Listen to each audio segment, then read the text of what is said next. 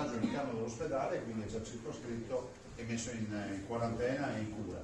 Idem per Venezia, stessa modalità, un cluster ospedaliero che contagia pazienti, ha contagiato pazienti e sanitari. Il terzo cluster è quello padovano che paga il conto di Vo con 66 contagiati, però è pur vero che Vo oggi esce dalla quarantena, perché questo provvedimento finalmente fa uscire Vo dalla quarantena, una quarantena che ci dimostra che sono ovviamente precipitati i casi positivi dei 66 milioni. Quali sono le richieste che fa?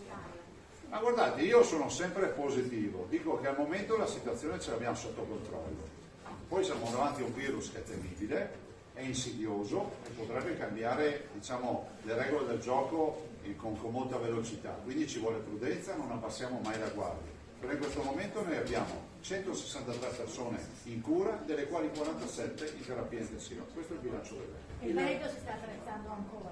Sì, Veneto non abbassa la guardia, stanno arrivando ancora nuove attrezzature per le terapie intensive, sta arrivando il primo contingente di 550.000 mascherine che saranno disponibili da lunedì, ne abbiamo acquistate 2 milioni e stanno arrivando altre attrezzature. In generale noi stiamo lavorando come avessimo, diciamo, uno scenario pesante, però la verità è che al momento abbiamo uno scenario gestito.